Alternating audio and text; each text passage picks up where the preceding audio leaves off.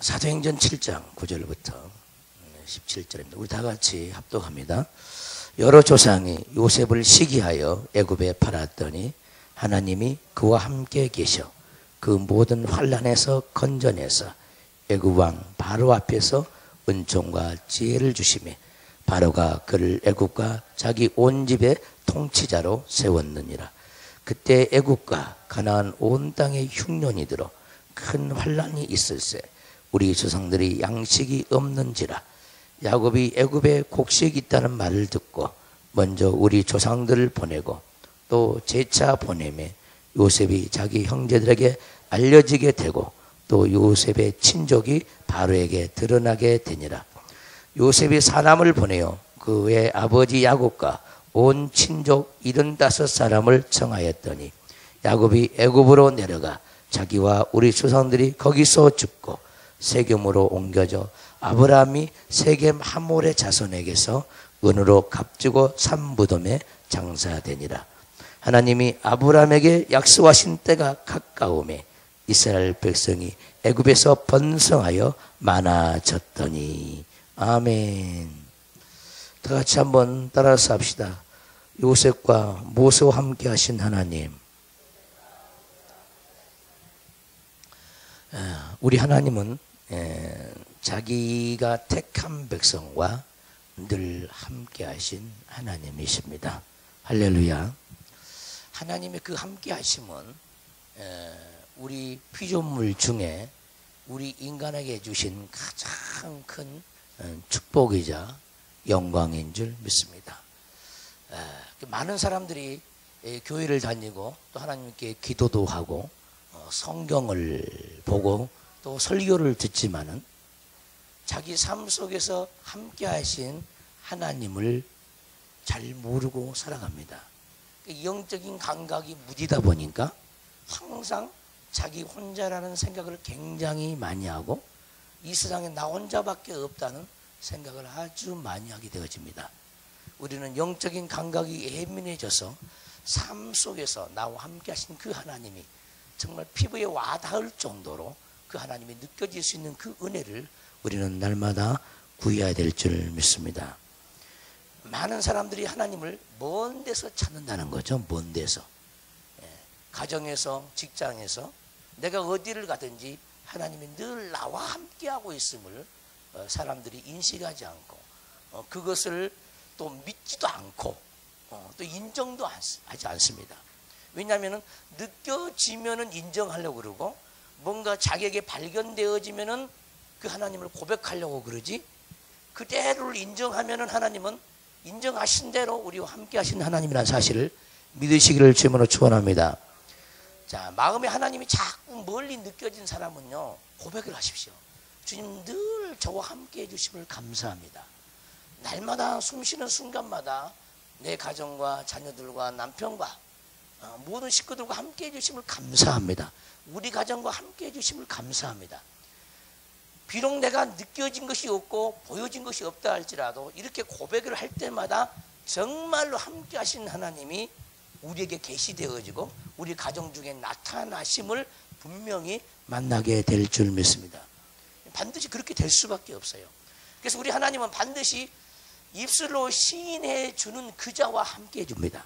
하나님도요 우리 자신을 통해서요 영광을 받기를 원하고 우리 자신을 통해서 하나님의 존재를 하나님도 인정받기를 원하셔요. 그러니까 우리가 하나님의 존재를 인정할 때마다 고백할 때마다 시인할 때마다 하나님은 자기 자신을 우리에게 나타내 주신다는 거예요. 근데 우리의 불신앙이 그것을 외면한다는 거예요. 그걸 고백할 줄 모른다는 거예요. 멀리 있는 하나님을 가까이 모시는 방법은요 우리가 자꾸 입으로 시인해 드리는 거예요. 그 하나님을 인정해 드리는 거예요. 그것이 우리의 믿음이 되는 거예요. 그래서 우리는 각각의 그 믿음이 멀리 있는 하나님이 아니고 가까이 있는 그 하나님을 만날 때만이 우리의 천국이 보장된다는 거예요.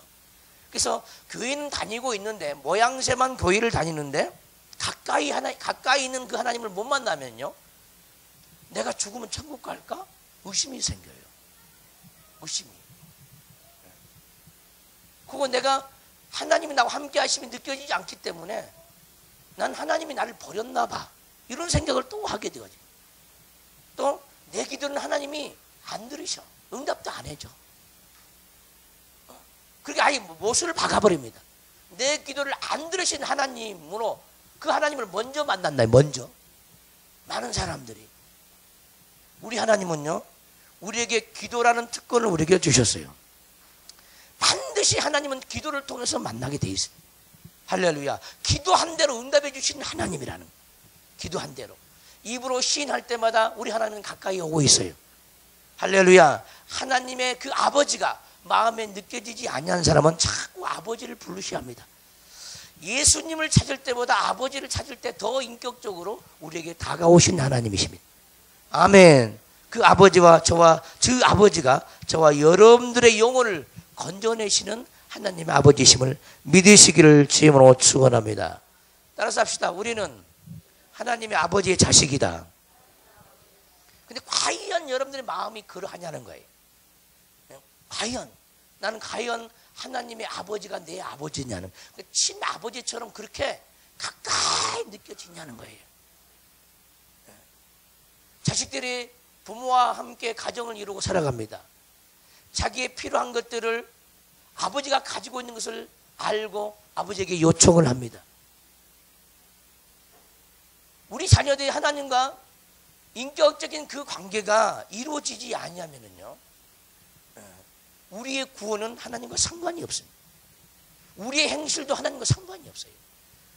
하나님과 함께 하심을 느낀 사람들이 하나님의 일을 하지, 하나님이 나와 함께 하지 않는다고 그런 불신 가운데 있는 사람들은 무슨 일을 해도요, 하나님과 상관없는 일을 해버려요. 하나님이 항상 나와 함께 하고 있다는 그것을 믿는 사람들은 무슨 일을 해도 하나님의 영광을 위해서 하게 되어 있습니다. 할렐루야. 그래서 우리의 봉사가와 우리의 섬김이 헛것이 되지 않도록 주님과 동행하는 삶을 사시기를 주님으로 축원합니다. 자, 오늘 본문은 스데반 집사의 설교 중에 있는 본문입니다. 요셉과 함께 하신 하나님, 모세와 함께 하신 하나님을 이스라엘 백성들에게 설교 형식으로 스데반 집사가 설교를 하고 있습니다. 자, 9절을 보시면 여러 조상이 요셉을 시기하여 애굽에 팔았더니 하나님이 그와 함께 계셔. 따라서 합시다. 하나님이 그와 함께 계셔. 우리 하나님은요, 이 땅에서 고난받고 이 땅에서 고통을 당하고 이 땅에서 환난받는 자와 주님은 늘 함께하기를 원합니다. 그러니까 이 땅에서 고통한 사람과 하나님은 정말 가까워요. 그런데 이 세상에서 소위 말하는 잘 나간다고 하는 사람들, 세상에서 보이는 것으로 형통한 사람들은요, 하나님과 굉장히 거리가 멀어져 있어요. 근데 우리는 정반대로 생각한다는 거야. 내가 고통이 따르고 환난이 따르면은 하나님은 멀리 있고 나와 함께 하지 않는다고 생각합니다. 그건 뭔가 육체적으로 잘 되면은 하나님이 나와 함께 한다고 착각한다는 거예요. 정반대로 생각한다는 거예요. 우리가 주 안에서 고난을 받고 어려움을 당할 때마다 우리 하나님은 다 우리의 모든 것을 아시는 그 하나님은 주님 때문에 고난을 받고 주님 때문에 핍박을 받는 그것 때문에 자기가 가진 하나님의 이름 때문에 자기가 가진 하나님의 말씀 때문에 고난을 받기 때문에 하나님은 더욱더 그와 함께하고 있음을 깨달아야 될 줄 믿습니다. 할렐루야, 할렐루야. 하나님이 그와 함께 계셔. 요셉이 야곱의 사랑을 받았습니다. 그는 다른 아들들의 형들과 비교하면 정말 옷도 잘 입었습니다. 너무나 야곱이 사랑해서 채색 옷을 입혀주셨습니다. 채색 옷을 입혔어요. 근데 많은 설교자들은 이것을 어떻게 설명하냐면은 야곱이 요셉을 편애했다는 거예요. 막내 아들을 너무너무나 편애해가지고 형제들의 미움을 사서 애굽의 종으로 팔려갔다는 거예요. 이런 식으로 설교를 하는 거예요. 그게 아니에요. 그게 아니라 이것이 인본주의 설교죠. 인본주의 설교. 요셉이 야곱의 사랑을 그렇게 받은 것도 요셉에게 준 하나님의 사랑이죠. 야곱의 마음을 그렇게 주관하신 이가 하나님이시고, 할렐루야. 채색 옷을 입게 하신 것도 하나님이시고, 그 채색 옷 때문에 형제들의 미움을 사게 하는 것도 하나님이시고, 그 때문에 애굽의 노예로 팔려가는 것도 하나님이시고, 모든 인생 인생 가운데 하나님이 함께 계셨다는 거예요. 요셉이 채색 옷을 입을 때만 함께 하신 것이 아니에요. 꿈을 꿀 때만 함께 하신 것이 아니라 구덩이 속에 빠질 때도 함께 하셨고, 애굽의 노예로 팔려갈 때도 함께 하셨고, 보디발의 집에서도 함께 하셨고, 감옥 속에도 함께 하셨고, 우리 하나님은 늘 요셉과 함께 하셨던 하나님이십니다. 여러분들 조금만 어려움이 있으면 하나님이 나를 버리셨나 봐. 나는 하나님과 상관없어. 왜 하나님께 멀리 느껴지지? 이런 사람들은요, 하나님의 영광을 볼 수가 없습니다. 자기의 기준으로 하나님을 판단한다는 거예요. 이런 불신앙을 완전히 오늘 버리시기를 주임으로 축원합니다. 할렐루야. 하나님이 우리와 함께 하신다는 그 축복보다 이 세상에 큰 축복은 아무것도 없습니다. 돈 많은 것이 축복이 아니에요. 건강한 것이 축복이 아니에요. 더욱더 중요한 것은 병들어서도 함께 하신 하나님이 더 위대한 하나님이라는 사실이. 할렐루야. 고난이 닥치고 환난 속에서 함께 하신 하나님이 더 위대한 하나님이라니까. 더 위대한 하나님. 아멘. 이런 믿음을 여러분들이 가지셔야 돼요. 그 모든 환난에서 건져내사. 할렐루야. 환난 중에서도 함께 하신 하나님은 반드시 환난 가운데서 때가 되면 반드시 건져내십니다. 환난을 당하게 하신 이도 하나님이요, 환난에서 벗어나게 하신 이도 하나님이세요. 할렐루야. 그래서 환난을 당할 때 하나님의 뜻은 무엇이냐, 계획은 무엇이냐, 우리를 더욱더 낮춰서 하나님을 더욱더 간절히 찾게 하고 더욱더 적극적으로 의지하게 만드는 것이 하나님의 계획이고 의도인 거예요. 그러니까 환난 가운데 있을 때는 더욱더 주님을 찾아야 되고 부르짖어야 되는 겁니다. 그러면은 이전에 잘 나갔을 때 하나님보다 더 함께, 나와 함께한 하나님이 되어지는 거예요. 아멘. 환난에서 던지신 하나님은 반드시 환난에서 꺼내신 하나님이에요. 할렐루야. 그래서 사람들에게 환난을 그냥 주는 것이 아니라 그 환난은 우리에게 복으로 주는 거죠. 아멘. 우리의 그릇을 넓힙니다. 우리의 자아를 처리합니다. 환난을 통해서, 고난을 통해서 우리의 성질머리를 고쳐주시는. 그래서 감사해야 돼. 우리 교회는 우리 전사님의 소천을 말미암아 많은 슬픔과 고통 속에 한 10여일 동안 잠겨 있었습니다. 오늘 완전히 벗어나야 될 줄 믿습니다. 네. 모든 것은 하나님의 계획 속에서 진행되어집니다. 우리는 그분의 그 깊고 오묘한 뜻을 아무도 알 수가 없습니다. 어째 하나님이 그럴 수밖에 없었을까? 왜 그러셨을까? 저도 고민이죠. 그러나 그 완전한 뜻은 하나님밖에 몰라요. 우리는 미래의 일을 알지 못합니다. 오늘까지 신앙생활을 아무리 잘했다 할지라도 10년 후에 우리가 어떻게 타락할지는 모르고 무슨 일이 어떻게 발생할지 아무도 모릅니다. 모든 것을 잘 아시는 주님, 숨 쉬는 순간마다 우리 하나님은 항상 좋은 것만 주셔요. 우리 선사님을 통해서 우리에게, 우리 각자에게 많은 말씀을 하셨어요. 저도 수없는 음성을 들었습니다. 성도들을 깨우치게 하고 우리 자신들을 뒤돌아보게 하시고, 나도 저렇게 부름을 받을 수 있는 가능성이 있다는 것을 여러분도 보았을 것입니다. 우리는 항상 깨어 있어야 합니다. 널널하게 살아서는 안 돼요. 우리에게 맡겨진 그 사명의 길을 어떠한 처지, 어떤 형편에도 나에게 주어지는 길이 있음을 깨닫고 그 길을 가야 되는 거예요. 할렐루야. 비록 우리 인간이 생각하기에는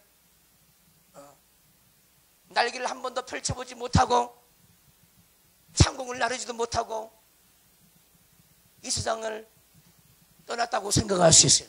우리는 보낸 아쉬움이 우리에게 있습니다. 슬픔이 우리에게 있습니다. 우리는 더 이상 슬퍼하지 말고 나도 이제 그런 슬픔에 잠기지 않기 위해서, 나도 주변의 사람들에게 그런 슬픔을 안겨주지 않기 위하여 우리의 달려갈 길을 가야 된다 이 말이에요. 언제 우리를, 어떤 방식으로 우리를 부를지 아무도 모릅니다. 스데반은 이 설교가 처음 설교이자 마지막 설교였어요. 스데반은 첫 설교이자 고별 설교가 되어버렸습니다. 자기가 죽을지도 모르고 지금 설교를 하고 있습니다.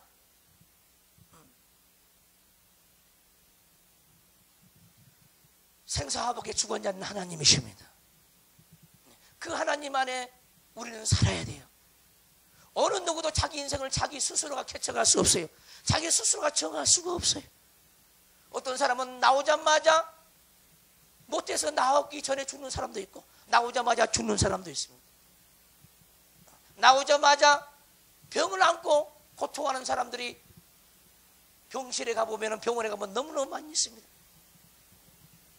그들이 무슨 죄가 있다고 간경화로 누워있는 어린아이가 있고, 나오자마자 심장을 수술한 사람들이 있고, 우리는 그것을요 알 수가 없어요. 왜 그리한지 알 수가 없다 이 말이에요. 그러나 우리 하나님은 전지하시고 전능하시고 모든 것을 알고 계신 하나님이십니다. 우리는 그분 앞에서 그 어떤 것도 숨길 수가 없습니다. 항상 하나님의 면전 앞에서 우리에게 달려갈 길을 끝까지 갈 수 있는 저와 여러분들이 되시기를 주의 이름으로 축원합니다. 성경에 보면은 세례 요한이 있습니다. 세례 요한의 사역은요 6개월 사역이었습니다. 6개월 사역. 6개월 사역이었습니다.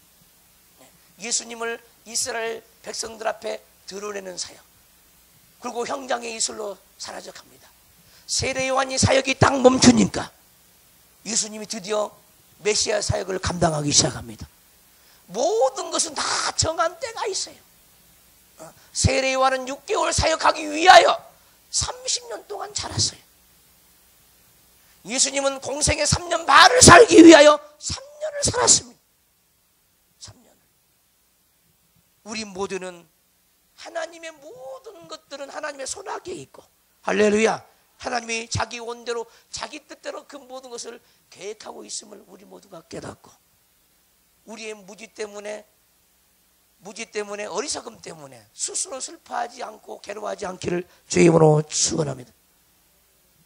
우리 하나님은 그 모든 환난에서 건져내시는 하나님이십니다. 그래서 환난을 통해서 우리는 하나님을 알게 되어져요.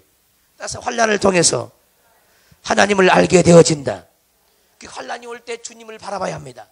감당치 못할 시험은 우리 하나님 주지 않는데요. 감당치 못할 고난도 주지 않는데요. 감당치 못할 환난도 주지 않는데요. 하나님 익히 알고 던지는 거예요. 예수님도 성령이 이끌려 광야에 시험 받으러 갔습니다. 성령 충만한 사람도 시험을 받아요. 할렐루야. 시험을 받을 때 성령으로 이겨야 됩니다. 우리 힘으로 이길 수가 없어요. 고난도 환난도 성령으로 이겨야만이 살아남을 수가 있습니다. 그래서 우리는 항상 말씀을 붙잡고 살아남아야 될 줄 믿습니다. 여러분들이 감당치 못할 환난이 닥쳤다고 생각하십니까? 근데 우리 하나님은 감당치 못할 시험을 준 적이 없다는 거예요. 아멘 합시다. 따라서 합시다. 내 하나님은 감당치 못할 시험을 나에게 주지 않는다.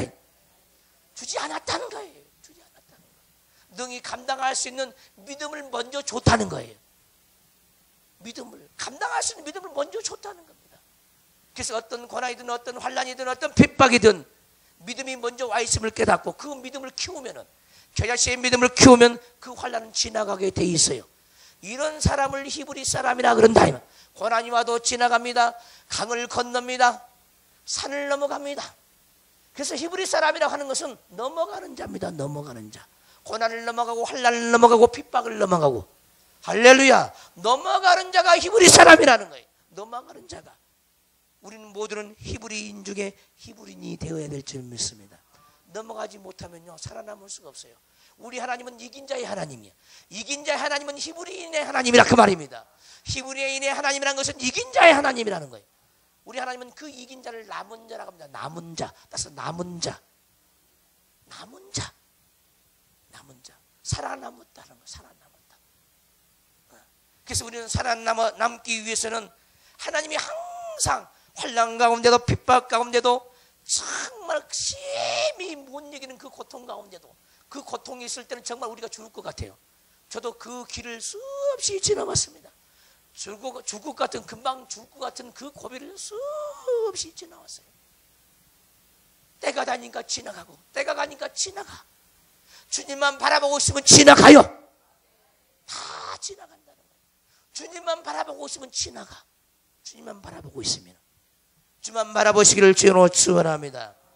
그래서 주님만 바라보니까, 그러니까 요셉이 보세요. 어떠한 고난 가운데서 어떠한 그런 누명에서도요, 요셉은 하나님께 불평불만을 한 적이 한 번도 없습니다. 성경에 나와 있질 않아요. 애매하게 형제들에게 의해서 미움을 사가지고 애굽에 팔려갈 때 형제들을 미워해 본 적이 없어요. 죄담을 쌓은 적이 없어요.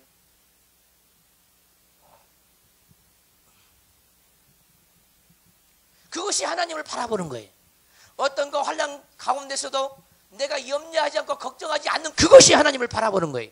염려하고 근심하고 걱정하는 그것은요, 하나님을 바라보지 않는 거예요. 그건 사단을 바라보는 겁니다. 많은 사람들이 자기의 처지와 형편과 자기 할 수 없는 무능을 바라보니까 아무것도 할 수가 없어요. 우리 하나님은 반드시 일할 때, 반드시 일하실 때 우리의 믿음을 보고 일을 하신다는 거예요. 할렐루야. 믿음을 보고 일하셔요. 여러분들 힘드십니까? 네. 그건 믿음을 보이세요. 믿음을 보이세요. 그 힘든 가운데서 원망하지 마세요. 염려하지 마세요. 고통하지 마세요. 네. 때로는 목숨이 끊어지는 그런 아픔들이 우리에게 와요. 그러니까 때로는 두려워요. 무서워요. 그러나 하나님이 우리의 목숨을 가져가지 않는 이상 무서울 것이 아무것도 없어요. 또 가져간다 할지라도 무서울 게 없어. 근데 우리는 우리 목숨이 끊어진 걸 굉장히 무서워하죠. 참새 한 마리도 하나님이 허락하지 않으면 떨어지지 않는다니까. 하나님이 내 영혼을 취하지 않으면 절대로 죽지 않아요. 근데 우리는 죽을까봐, 삶 속에 인생 가운데 죽을까봐 두려워하고 무서워하고 겁에 질려서 살 때가 너무너무 많이 있습니다. 주님이 부르면 천국을 가는 거죠. 어느 누구도 겁할 수 없습니다.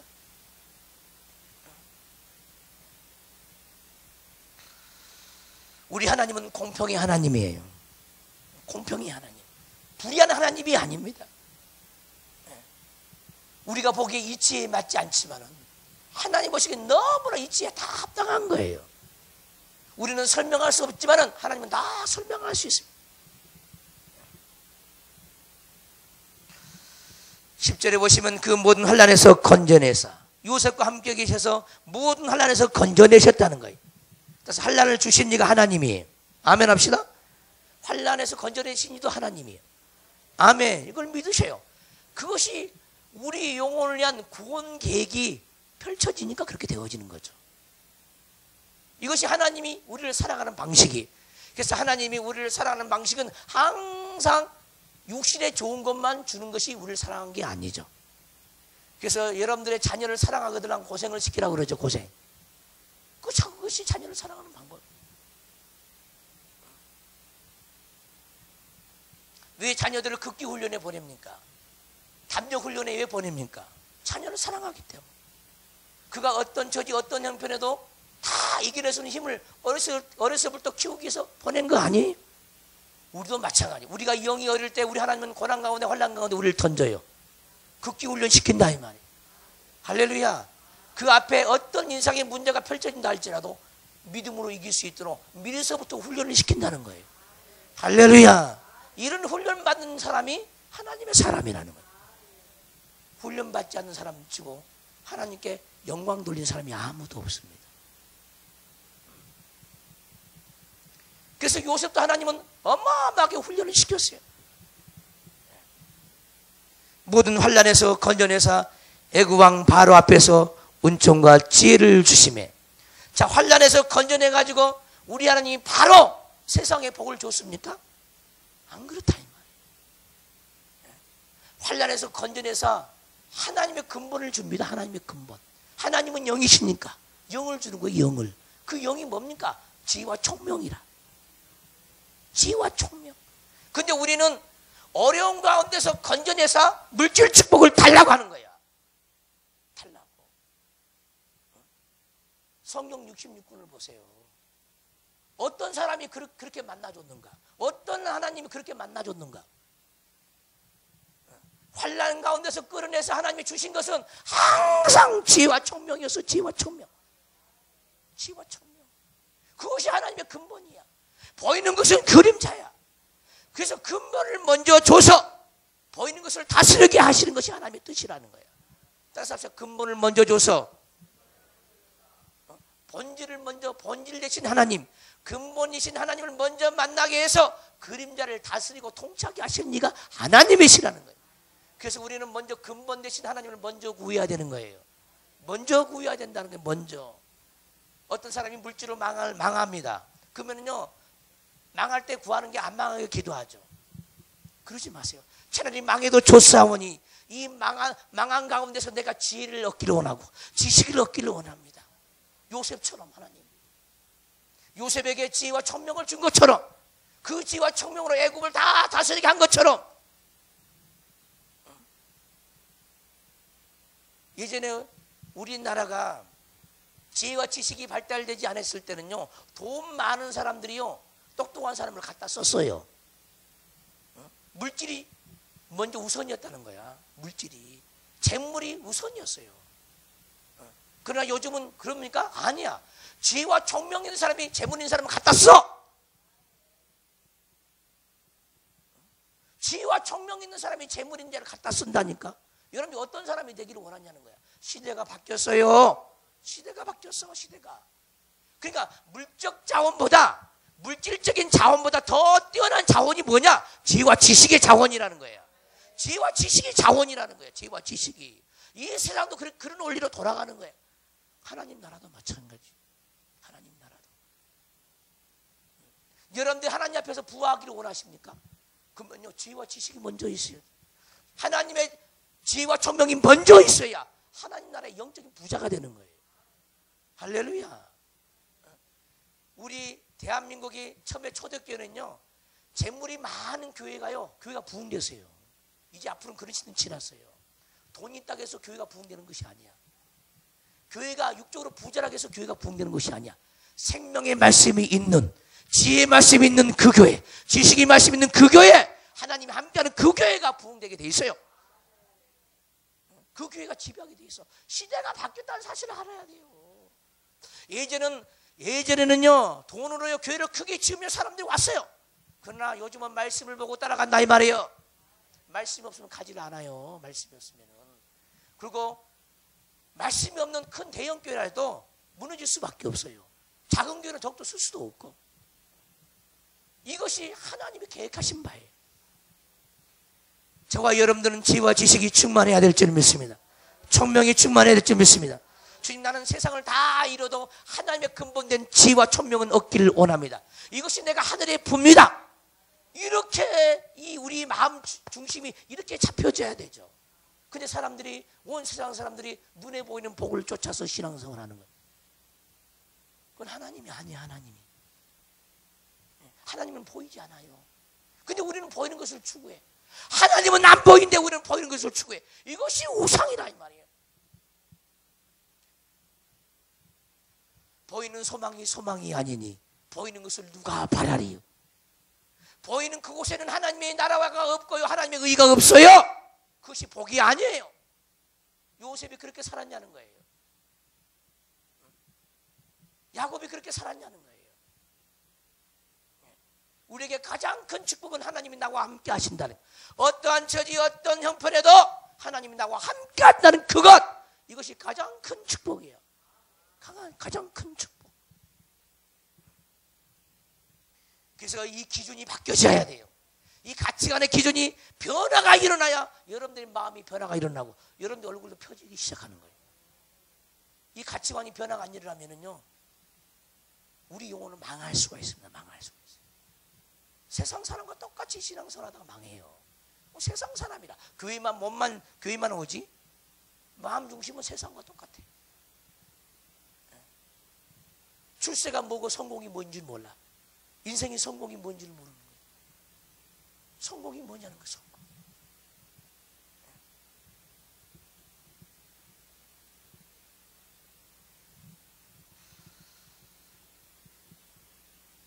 요즘 어떤 가수가 하나님을 찾고 있대요. 누구야 그 사람이? 네? 박진영? 하나님을 찾는데. 근데 그 하나님을 지금 계속 몇 년간 찾고 있대요. 근데 자기도 모르게 그 하나님이 느껴진대. 마음속에 느껴진 마음이 음성에 들린대. 무슨 말이냐? 자기를 높여주시고 세상 사람들이 자기를 우러보게 한 것이 자기 힘이 아니라 어떤 알지 못하는 어떤 보이지 않는 신이 자기를 그렇게 이끌고 있다는 것이 자기가 감지가 되어진다는 거예요. 밤에 문을 열고 창문을 밖에서 감사하다는 고백을 한다는 거야. 우리는 교회를 다녀도 창문 열고 감사하는 소리를 안 해요.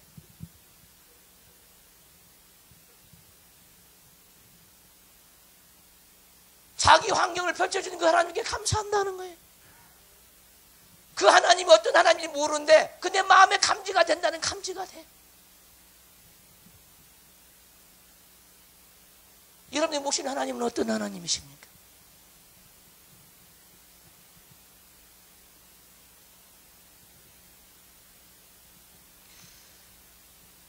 우리가 하나님 편에 서 있으면은, 하나님 마음에 합당만 하면은 우리 하나님은 무엇인지 우리에게 맡길 수가 있고 줄 수가 있어요. 이 그림자 하나 못 맡기겠습니까? 우리 존재가 된다 하면은. 지혜가 충만하고 사랑이 충만하고 총명이 충만하면요, 모든 것을 다 할 수가 있어요.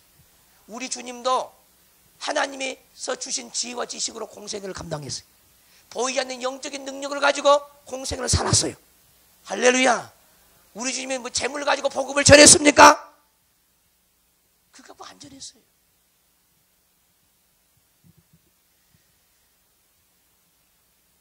그래서 우리 하나님은 지금 요셉을 환난에서 건져내서 재물을 갖다 준 게 아니라 그 재물을 다스릴 수 있는 지혜와 총명을 준 거예요. 아멘 합시다. 그래서 애굽의 온 땅을 다스리게 만든 거예요. 자, 우리 안에 애굽 땅이 있습니다. 이 온 땅을 우리가 요셉이 가진 그 지혜와 총명이 우리에게 있으면 우리 내면에 있는 사단의 모든 땅을 다 다스릴 수가 있어요. 아멘 합시다. 그러면 세상의 재물은 아무것도 아니라 그것까지 다 다스릴 수 있는 거예요. 우리 내면의 애굽 땅을 다스리면 눈에 보이는 세상의 재물도 다 다스릴 수 있는 자가 된다니까요. 이것이 요셉에게 준 복이라 이 말이에요. 이 복을 받기를 주님으로 축원합니다. 그를 애굽과 자기 온 집의 통치자로 세웠느니라. 우리 하나님은요, 보이는 세계와 보이지 않는 세계를 다 다스리고 통치합니다. 그래서 요셉에게 보이지 아니하는 영적인 복을 줬어요. 지혜라는 복을 줬고 총명한 복을 줬어요. 그리고 보이는 모든 애굽의 모든 경제를 다 다스리게 한 거예요. 아멘. 우리도 마찬가지. 요셉 같은 복이 임하면은 우리도 그렇게 되어지는 거예요. 그래서 우리는 자꾸 기도해야 돼. 아브라함의 하나님, 이삭의 하나님, 야곱의 하나님, 요셉의 하나님, 나의 하나님이 되어 주시옵소서. 나의 하나님이 되어 달라는 거. 그러면 지혜를 얻어야 돼. 지혜. 그 지혜가 뭐야? 하나님을 날마다 예배하는 지혜입니다. 예배하는 지혜. 지혜가 어디서 옵니까? 예배할 때 지혜가 오죠. 말씀을 깨달을 때 지혜가 오죠. 할렐루야. 가치관이 변화되는 말씀이 우리에게 주어질 때 지혜가 오는 거예요. 정말 그래서 지혜로운 사람은요, 육적인 가치관을 뜯어 고쳐서 영적으로 바꾸는 거예요. 그게 지혜로운 사람이에요. 그래서 육적인 가치관을 영적인 가치관으로 뜯어 고치는 자에게 지혜가 충만한 사람이라는 거예요. 아멘. 아멘. 이 사람이 지혜가 충만한 사람이에요. 어떤 사람들은 신앙생활을 이렇게 합니다. 내가 예수를 믿으니까 착하게 살고 선하게 살아야지. 이런 식으로 교회를 다녀요. 나 착하게 살아야 돼. 난 죄지면 안 돼. 이런 사람은 정말 착한 게 아니에요. 정말 착한 사람은 뭐냐? 육적인 모든 가치관을 부셔버리고 영적인 가치관, 말씀의 가치관으로 자기 심령을 변화시킨 사람이. 아시겠습니까? 근데 교회 다니니까 나 선하게 살아야 돼. 욕하면 안 돼. 이런 사람이 선한 것 같지만은요, 악한 사람이에요. 왜? 모양새만 선해. 모양새만. 사람에게 보이려고 하는 모양새만 선해. 속은 더러워. 속에는 죄를 짓고자 하는 욕망이 가득한데 행동만 안 했을 뿐이야. 바리새인이 바리새인. 우리 하나님이 원하는 것은 이런 사람을 찾는 게 아니라니까. 겉과 속이 깨끗한 사람을 찾아요. 마음에는 죄 짓고 싶은 욕망이 많은데 육체를 통제해. 그리고 선하다는 거예요. 선해. 자기 스스로 통제해. 하나님이 성령이 지배하는 게 아니야. 자기가 통제해가지고 선하다는 거예요. 그리고 천국에 있으면 지가 간다는 애. 천국 가기도 힘들어요. 이런 사람들은. 왜? 이런 사람은 윤리와 도덕이 기준이거든. 말씀이 기준이 아니야. 말씀의 기준은요, 그 말씀이 속에 찾아와. 속에, 이 속에 찾아와서 말씀이 우리 속에 있는 죄를 소멸시켜요. 소멸시킨 대로 주님 안에 거하는 거야. 그 사람이 하나님의 사람이지. 오늘날 수 없는 사람들이 교회 다니면서 윤리적인 도덕적인 군자로 신앙생활하죠. 천국 못 가요. 하나님 의가 아니야. 자기 의지, 자기 의. 나 선하게 살았으니까 천국 가겠지. 자기 의는 천국에 갈 수 없다니까요. 누누이 얘기합니다. 누누이. 여러분들이 생각하는 하나님과 하나님이 우리를 생각하는 그 기준이 틀려요. 근데 자기 기준으로 천국 갈 생각을 한다 이 말이에요. 하나님의 기준은 아들의 기준에 맞아야 되는 거예요. 하나님의 의의 기준을 가져야 되는 거예요. 근데 인간들은 자기 기준으로 천국 갈 생각을 한다는 거예요. 불신자들도 마찬가지예요. 자기 기준으로 나 착하게 사니까 천국 있으면 내가 가. 너희보다 먼저 가. 기독교인들 보니까 뭐고 다 못마땅하고 제대로 하는 게 하나도 없더라고. 그러니까 나는 너희들보다 더 솔직하고 더 윤리적이고 더 도덕적이야. 천국이 때문에 너희들이 못 가도 나는 간다. 이것이 세상의 무신자들이라고요. 근데 교회 안에 들어와도 그렇게 살아가는 사람이 있어. 그것이 선한 줄 알고. 어차피 착하게 살려고 하죠.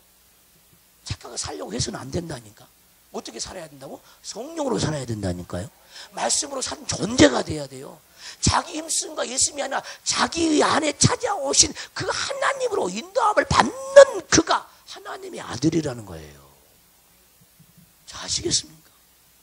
신앙생활 ABC도 모르는 사람 많아요. 교회 다니면서. 종교생활하죠. 종교생활. 교회 갔으니까 구원 있는 것도 아니에요. 교회 안 갔으니까 교회 구원 없는 것도 아니에요. 문제는 하나님의 의요. 기준은 하나님의 의이고, 하나님의 의는 아들로 말미암아 세운 의입니다. 그 아들을 통하지 않고는 결단권 천국에 들어갈 자가 아무도 없어요. 그것이 하나님의 법이거든요. 법. 하나님의 법은 아들을 통한 사랑의 법이에요.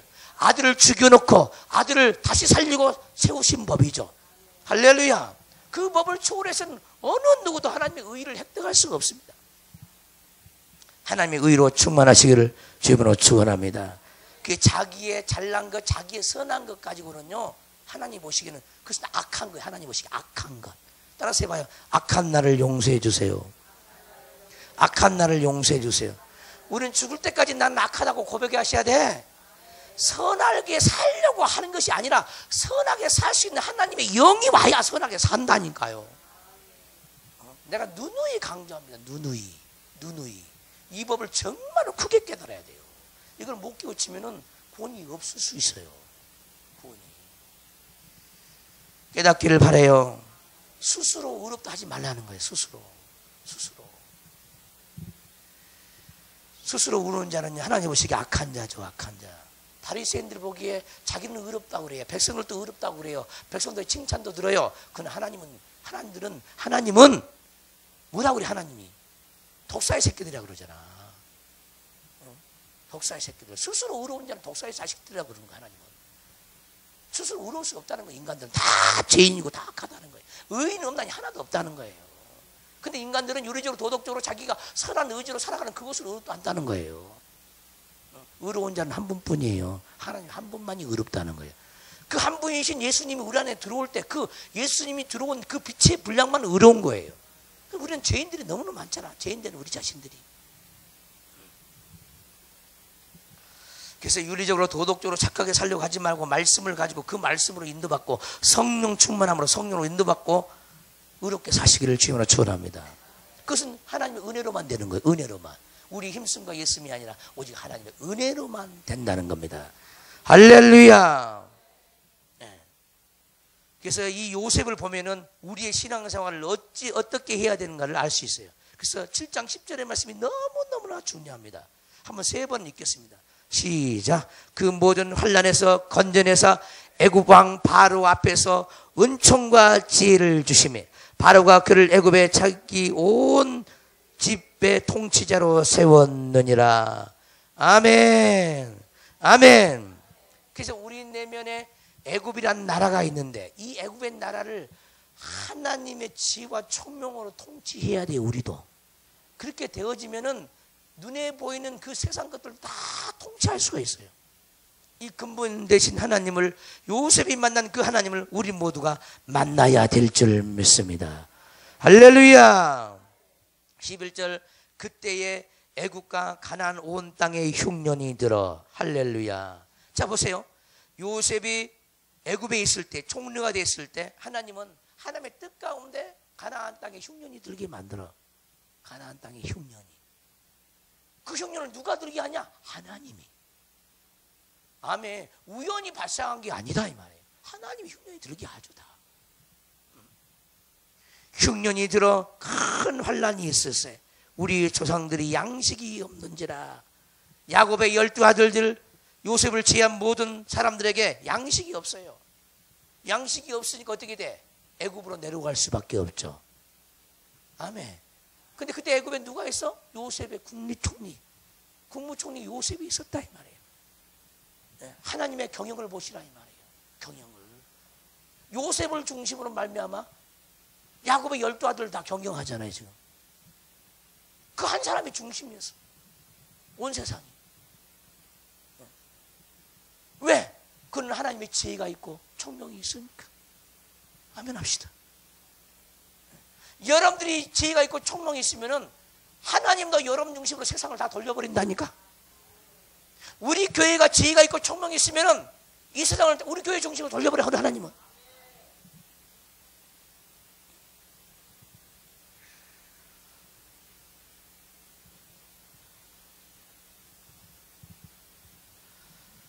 우리 조상들이 양식이 없는지라. 야곱이 애굽에 곡식이 있단 말을 듣고 먼저 우리 조상들을 보내고 또 제차 보냄에 요셉이 자기 형제들에게 알려지게 되고 또 요셉의 친족이 바로에게 드러나게 되니라. 요셉이 사람을 보내어 그의 아버지 야곱과 온 친족 75사람을 청하였더니. 보세요.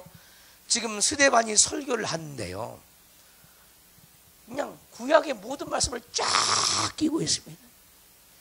애굽에 내려가는 그 형제의 수까지 다 알고 있죠. 참 기가 막힌 얘기죠. 기가 막힌.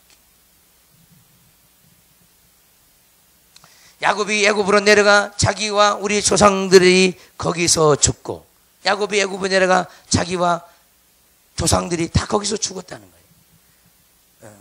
세금으로 옮겨져 뼈 많은 세겜으로 옮겨진 거죠. 아브라함이 세겜 하몰의 자손에게서 은으로 값주고 산 무덤에 장사되니라. 그래서 아브라함과 이삭과 야곱에게 주신 땅, 가나안 땅, 그 가나안 땅에 뼈가 와서 묻히죠. 유습도 죽기 전에 내 뼈를 가지고, 너희가 출애굽할 때 내 뼈를 가지고 가나안 땅에 들어가라고 명령하죠. 아멘 합시다. 그 가나안 땅, 조상 대대로 내려오는 그 약속의 땅을 뼈라도 가서 묻힌다 이 말이에요. 그런 소원이 우리 속에도 간절해야 돼요. 간절. 하나님이 아브라함에게 약속하신 때가 가까우매. 할렐루야. 아브라함에게 약속하신 그 때가 가까우매. 그 때는 어떤 때냐? 너와 너의 자손들이 하늘의 별같이 바닷가에 모래알같이 번성하리라. 그 약속의 때야. 아멘. 이 약속의 때가 빨리 우리에게 와야 돼. 우리에게도. 하나님이 아브라함에게 약속하신, 아브라함은 죽고 없어요. 그러나 아브라함이 약속한 그 약속은 계속해서 유효하고 그 후손들에게 계속 지금 내려오고 있습니다. 하나님이 아브라함에게 약속하신 때가 가까움에 이스라엘 백성이 애굽에서 번성하여 많아졌더니. 아멘. 요셉을 알지 못하는 새 임금이 애굽 왕위에 오르매 그가 우리 족속의 교활한 방법을 써서 조상들을 괴롭게 하여 그 어린아이들을 내버려 살지 못하게 하려 할세.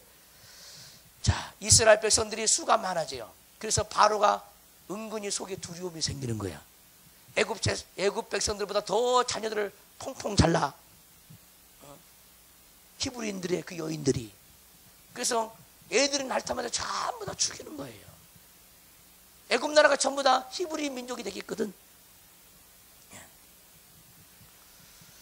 이때 모세가 난 거죠. 모세. 이제 요셉의 얘기를 끝내고 스데반은 지금 모세로 넘어가고 있습니다. 모세로. 그때 모세가 났는데 하나님이 보시기에 아름다운지라 그의 아버지 집에서 3달 동안 기르더니 그랬어요. 기르더니. 따라서 하나님 보시기에 아름다운지라. 원래 모세란 말은 물에서 건져낸 자란 말이죠. 물에서 건져낸 자. 물에서 건져낸 자.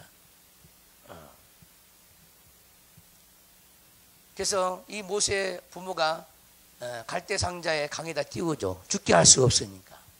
죽게 할 수 없으니까. 그래서 애굽 왕 바로의 딸이 그 모세를 건져내서 자기 아들로 키웠죠. 자기 아들. 이것이 하나님의 경영이 또 경영이죠. 경륜. 놀랍죠. 네. 모세였는데, 그 이름이 모세였는데 자기 자신도 갈대 상자에 강에 떠내려가다가 건진발을 받았죠. 아멘. 바울의 공주에 의해서. 그것이 또 자기가 맡아야 할 사명이었던 거예요. 아멘 합시다. 그래서 우리는 모두가 모세라는 이름을 다 가져야 돼요. 물에서 건진 자, 우리 자신도 건져냄을 받은 자가 되어지고 다른 사망의 물에 빠진 자를 건져내는 자가 돼야 돼. 이것이 뭐냐? 모세의 사명이라는 거예요. 여러분들 모세의 사명이 있습니까? 건져냈어요? 여러분들 건져냄을 받았어? 건져냄을 받았으니까 여기 왔겠죠? 그러면은 영적으로 자라야 돼. 미디안 광야에서 훈련을 받고 살인자는 살인자로 또 살인자가 되어지죠. 모세가. 그러죠? 살인자로 이 도망가는 도망자가 되어버린 도망자. 미디안 광야에서 40년 동안 훈련을 받고 드디어 80세에 자기 사명을 온전히 감당하죠. 80세에. 놀랍잖아요. 그래서 40년 동안 광야에서 훈련받은 그 모세는 또 이스라엘 백성들을 40년 동안 훈련시키는 거예요. 무슨 말인지 알겠습니까? 여러분들이 자아가 부서지고 깨지고 하나님의 사람이 되기 위하여 여러분들이 한 20년만 딱 걸렸다고 해봐. 그리고 하나님 편에 완전한 자가 됐다고 해봐요.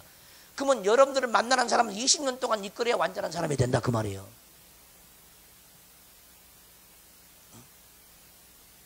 여러분들이 빨리 변화되면 변화될수록 다른 사람도 빨리 변화시킨다는 거예요. 모세가 광야에서 40년 훈련받으니까 자기 백성들 인도할 때도 40년 걸렸듯이 우리가 만약에 짧게 우리 자신들이 온전해진다고 하면 다른 사람도 짧은 시간에 건져낼 수가 있다는 거예요. 이건 굉장히 중요한 얘기예요. 왜 우리가 빨리 변화를 받아야 됩니까? 다른 사람들이 나의 훈련받는 그 기간 때문에 다른 사람이 고통하고 있다는 거예요.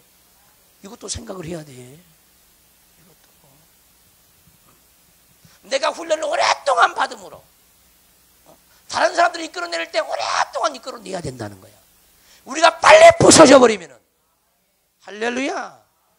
우리를 통해서 다른 사람도 빨리 부서뜨린다니까. 보세요. 여러분들이 자기 자신이 예수를 믿고 통해 자복을 한 번도 제대로 해본 적이 없어. 그리고 10년이 가고 20년이 지났어. 그러면 여러분도 만약에 하나님의 사람이 돼가지고 여러분들에게 맡겨진 영혼들 통해 자복할 때까지 시간이 몇 년 걸린다고? 몇 년 걸려? 몇 년 걸려? 몇 년 걸린다고?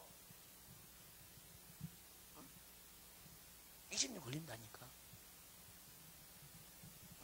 여러분들이 진실한 말씀을, 진리의 말씀을 만났는데 몇 년 걸렸습니까? 지금은 만났습니까? 만났어요? 내가 더디게 하나님을 만남으로 말미암아 나를 만난 사람이 더디게 하나님을 만나요. 이건요 어마어마한 거야 이건. 그래서 우리 하나님은 행한 대로 갚으신 하나님이야. 얼마나 기가 막힌 하나님인지 몰라요. 그러니까 전부 다 내 모습이라. 다 내 모습.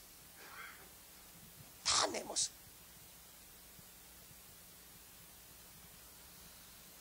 여러분들이 속히 변화가 되어지면은 여러분을 만난 사람도 속히 변화가 일어나. 여러분들이 빨리 진리편에 서면은 다른 사람도 빨리 진리편에 서는 거예요.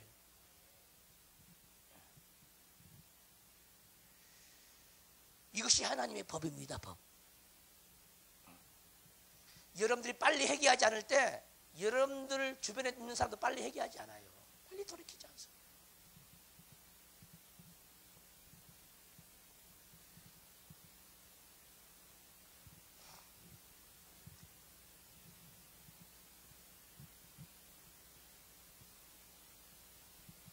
21절 보시면 버려진 후에 바로의 딸이 그를 데려다가 자기 아들로 기르매 모세가 애굽 사람의 모든 지혜를 배워 그의 말과 하는 일들이 능하더라.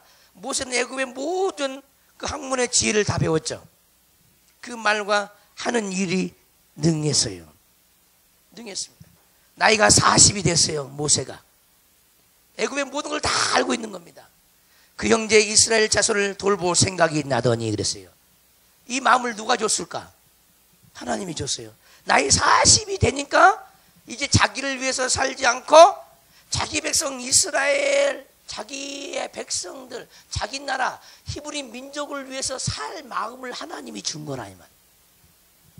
자, 여러분들 마음에 언제 이 마음이 와서 이제 나를 위해서 살지 않고 하나님 백성을 위해서 살 마음이 언제 올 생각입니까?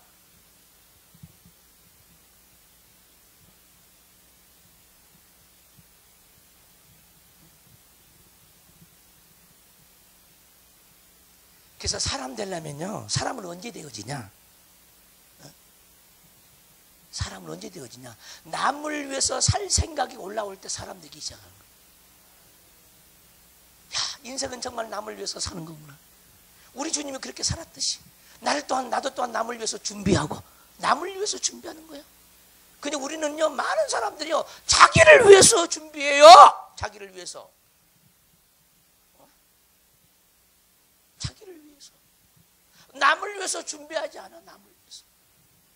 내가 남들에게 얼마나 필요한 도구가 될까? 그들을 바로 세우고 그들을 바로 가르치고 그들에게 하나님의 뜻을 가르쳐주고 남을 위해서 살 수 있는 인생을 준비해야 되는데 우리는 노후를 준비해요. 수없는 인생들이. 오늘 회개하셔야 돼. 다 남을 위해서 살기 위해서 준비하세요. 기도로 준비하고 말씀으로 준비하고 은혜로 준비하고. 이런 사람은요, 정말 하나님의 사람입니다. 오늘날 교회를 다니면서 전부 다 자기를 위해서 살죠. 이기적인 사람들 뿐이야. 이기적인 사람들. 이기적인 사람들 옆에 있으면요, 늘 다툼이 있고 갈등이 있어요. 이기적인 성도들이 많으면요, 교회는 늘 갈등이야. 늘 갈등. 늘 싸움이야. 손해보려고 하지 않아.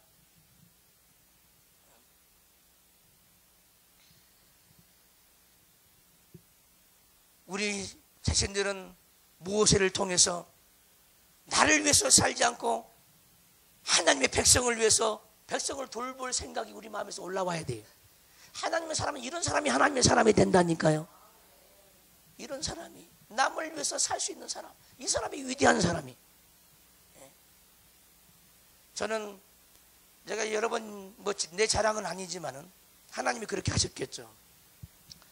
저는 초등학교 2학년 때부터요, 일기를 쓰면요, 인생이란 말이 안 들어가면 일기장이 안 됐어요. 항상 어떻게 살 것인가 생각했어요. 항상 정말이에요. 근데 이것이요, 중학교, 고등학교 항상 방황이었어요. 그 생각이 어떻게 사는 것이 인생이냐. 할아버지가 죽는 것을 봤어요. 할머니가 죽는 게 봤어요. 어떻게 살면 인생이 허무하지 않고 제대로 살아갈까. 예수를 믿지 않는데 대학교 4학년 때까지 그 고민을 했습니다. 그거 결론이 뭐였냐? 남을 위해서 사는 것만이, 남을 위해서 사는 것만이 나에게 가장 큰 복이 된다는 것을 깨달았습니다. 남을 위해서 사는 길만이. 그리고 예수를 만났어요. 주님을 만났습니다.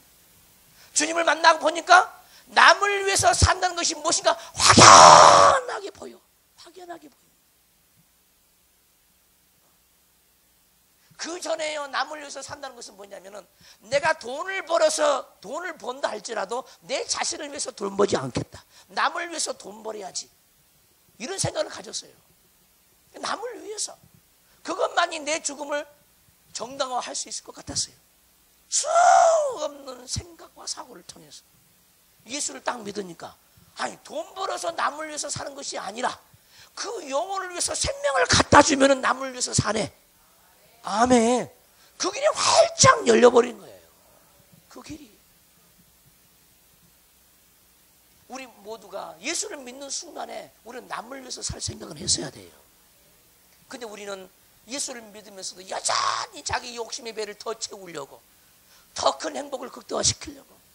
어제 신문을 보니까 대한민국의 행복 수준이 저기 말레이시아 수준보다 안 돼. 후진국 수준이 행복 지수가. 첨단의 정보화 시대, IT 산업의 강국, 행복 지수는 후진국 수준이 후진국 수준. 많이 있다고 해서 행복하냐고. 아니라니까. 행복은 어디 있어요? 마음에 있어. 마음에. 행복은 어디 있냐? 남을 위해서 살 때 행복이 있어요. 남을 위해서 살 때. 남을 위해서 살려고 하면은요, 모든 환난도 다 지나가요. 고난도 지나가. 그리고 하나님 나와 함께하는 길이 열려. 내가 내 욕심으로 살 때는 하나님이 나와 함께 해주지 않아. 이제 남을 위해서 살려고 할 때 하나님이 나와 함께 해주는 거예요. 그것도 적극적으로 함께 해주는 거예요. 적극적으로. 이런 가치관이, 인생의 가치관이 큰 변화가 있기를 주의 이름으로 축원합니다. 따라서 합시다. 남을 위해서 살 수 있는 은혜를 주세요. 무엇을 남을 위해서, 우리 누구야 이번에 아직 출마하지 않는 사람, 그 사람도 마찬가지. 자기 자신을 위해서 살지 않는 거야. 자기 자신의 부를 위해서 살지 않아요. 다른 사람의 행복을 위해서 자기가 희생하고, 자기가 희생하는 그것이 행복하다는 거야. 다른 사람이 행복하면 내가 행복해야죠. 근데 우리 인간은 내가 행복하다고 생각하는 거야. 다른 사람을 행복하게 하면 나는 불행하다고 생각하는 거야. 비교하니까. 그러나 정말 행복을 추구하는 사람은요, 다른 사람의 행복을 통해서 나의 행복을 추구해요. 아멘 합시다. 이 사람이 하나님의 사람이. 하나님의 사람. 내 행복보다도 다른 사람의 행복에 더 관심이 많다는 거예요. 그래서 오늘 우리 입의 말도, 우리의 입의 말도 다른 사람을 행복하게 해주기 위해서 입에서 말이 나가야 되죠. 할렐루야. 우리 입의 말로 다른 사람의 불행을 갖다 줘서는 안 됩니다. 불행을 갖다 줘서는 안 돼요. 아내의 말이, 남편의 말이 마음을 휴파는 그런 말이 돼서는 안 되죠. 그것이 하나님의 교회입니다. 남을 위해서 사는 그 복이 오늘 저와 여러분과 이 교회에 있기를 주님으로 축원합니다. 두 손 번쩍 들고 행한 대로 갚으신 하나님, 요셉과 함께 하신 하나님, 모세와 함께 하신 하나님, 나와 함께하여 주옵소서. 저 삼자가 동성으로 기도합니다. 주여, 주여, 주여.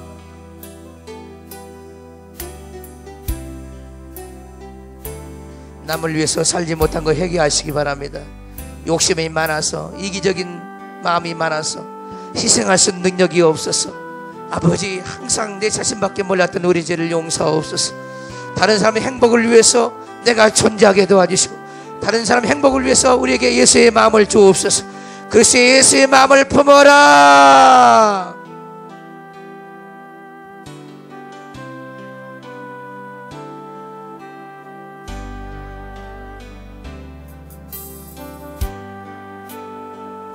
모든 건 내려놓고 내 주 대신 내 앞에 나가, 내가 사랑했던 모든 건 내려놓고 주님만 사랑해. 주 사랑 거친 풍랑에도 깊은 바다처럼 나를 잠잠케 해. 주 사랑 내 영혼의 반석, 그 사랑 위에 소리. 주님을 사랑하는 사람은 남을 위해서 살아요. 남을 위해서 사는 그곳에서 자기 행복을 찾습니다. 아직도 이 하나님을 못 만난 사람은 만나야 돼요. 이기적인 마음을 회복시켜달라고 기도하세요. 우리 스스로는 이기적인 마음에서 벗어날 수가 없어요. 모든 탐욕을 버려야 돼요. 탐심을 버려야 돼요. 희생적인 믿음이 있어야 돼요.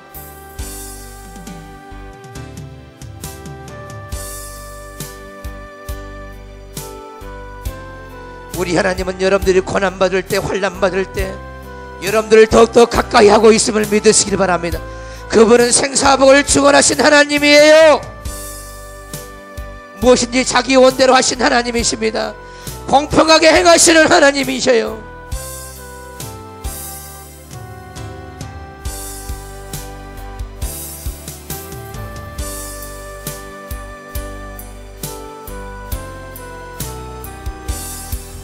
아버지, 남을 위해서 살 수 있는 복을 우리에게 주옵소서. 새사람 영성교회 남을 위해서 살 수 있는 복을 주시옵소서.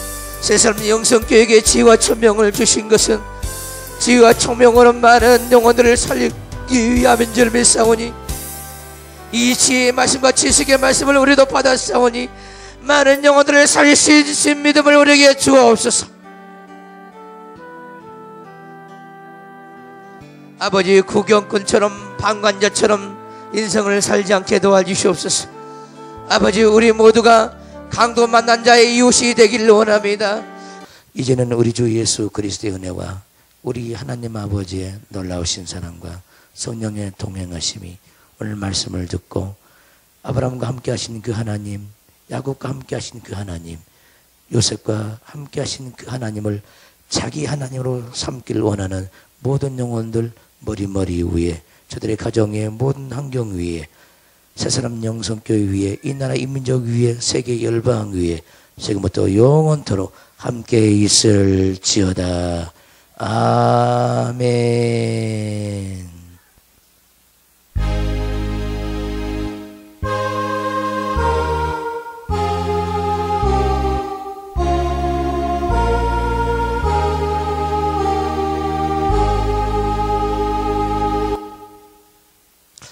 은혜 주신 우리 하나님께